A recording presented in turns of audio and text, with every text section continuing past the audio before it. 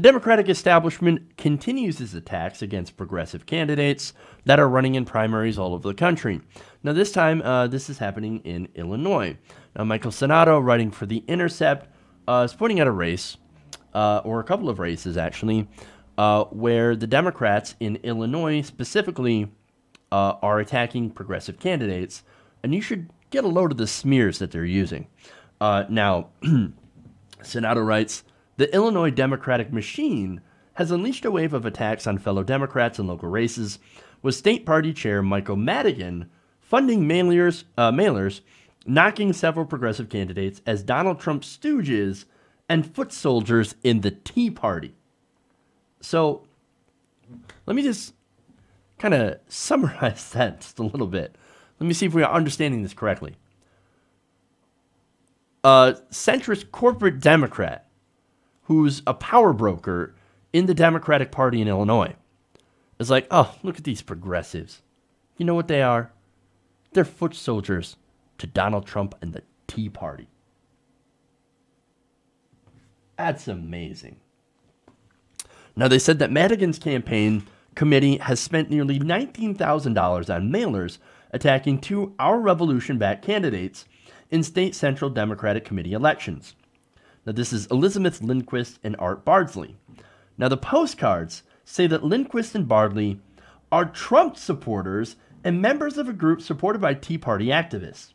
The group referenced by the mailers is Represent.us, which advocates for politicians on all sides of the political spectrum who support an end to gerrymandering, open primaries, transparency in campaign financing, and rooting out corruption from politics. So, not only is Madigan attacking these two progressives, Our Revolution, it's a Bernie Sanders-backed group that's trying to get progressives elected all over the country, and Represent.us, which does great work and actually going after corruption. But Madigan, who's corrupt, says no, we're going to do that. We're going to trick our voters into voting against the progressives and for establishment candidates. Now, the attack, Senato writes, comes as the Illinois machine faces one of its most credible assaults in a generation, with Madigan ally Representative Daniel Lipinski facing a challenge from Marie Newman. Now, Marie Newman is a progressive. She's a pro-choice advocate who is now neck and neck with him in polling. So, now, Marie Newman just got a huge bump today as she was endorsed by Senator Bernie Sanders. That's got a lot of people there very, very nervous. Now, Madigan represents, and let me give you some background on him, the backbone of Illinois Democratic Party politics, having served as state party chair for 20 years and Speaker of the State House since 1983. Now, Madigan, of course, his representative is defending these mailers, saying, I would assume the mailers are in districts where we're supporting incumbents, which tends to be our general philosophy. Now, Bardsley and Lindquist are running in the state's 16th congressional district against incumbent committee members John Nelson, an attorney who has held the seat since 1992, and Christine Benson, who won the position in 2014. Now, another mailer sent by Madigan's committee claimed that Lindquist and Bardsley would bring a Tea Party agenda to our community and claimed that they support slashing Medicare and Medicaid, repealing Obamacare, privatizing Social Security, and having dangerous anti-environmental policy. Completely and utterly false. They're lying. Let me give you their actual positions. Lindquist has publicly opposed cuts to Medicare, Medicaid, and Social Security and supports Medicare for all. So more health care for people. That would seem to be the opposite of calling for cuts to Medicare, Medicaid, and Social Security. But of course, this goes back to one of the lines used against Bernie Sanders in the 2016 primary. Chelsea Clinton, you guys remember that attack where she came out and said, Bernie Sanders' Medicare for all plan, it would repeal Obamacare and get rid of Medicaid. That's because you wouldn't need a Medicaid program anymore because every American would be covered by Medicare, which in Bernie Sanders' expanded version of Medicare, it would cover things that both Medicare and Medicaid right now do not cover. So, again, this is a huge, huge smear against the progressive candidates in the race by someone who's an establishment candidate. And look at the populist rhetoric that they're taking. Look, hey, we don't want them to cut Medicare, Medicaid, and Social Security. No. These are Trump supporters. No, they're not. But it kind of shows you how scared the establishment actually is.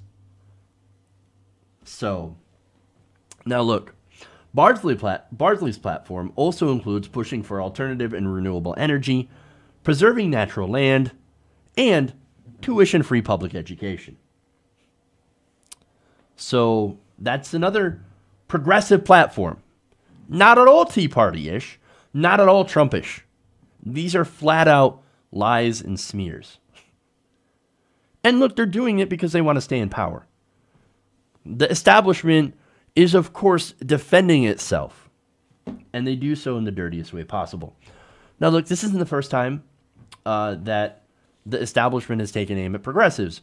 For example, Laura Moser in Texas. Now, there was just a Texas primary on Monday, or on Tuesday. And, look, they attacked her. They said, oh, my God, this Washington insider, again, note the use of progressive rhetoric, she wouldn't represent Texas. In fact, she said that she would rather pull her teeth out than live in Texas. Well, actually, no, that was a quote taken out of context from the Washingtonian, where she said, I don't want to live in the country. I would actually want to live in the city. And guess what? She wants to represent the city. She wants to represent Houston. So after that attack, the DCCC was the one who attacked her. She went from 6th place in the race to 2nd place.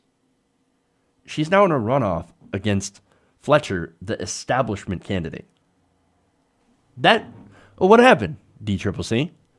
In attacking her, they actually pointed out to progressives, here's who the real uncorrupted progressive is in this race. Well, thank you, DCCC. I appreciate that. And now, in this race, in the Illinois race, now we know who the real progressives are. And they're likely going to see a massive bump in fundraising, just like Laura Moser's campaign. So, look, if I were Elizabeth Lindquist and Art Bardsley, I would be jumping for joy right now. Yes! Yes! Thanks a lot, Mike Madigan. Appreciate those attacks. Just watch the money roll in now from actual progressives that want to support progressive policy. Thanks a lot, Mike Madigan. Oh, please, Democrats, continue to launch your nasty, dirty, sleazy attacks against progressive candidates. Go ahead and attack Mary Newman now. We'll see what happens. Hey, everybody, thanks for watching this video. If you want to see more like this, please hit the subscribe button below. And if you want to support truly independent progressive media, please consider becoming a patron at patreon.com/TYTNation.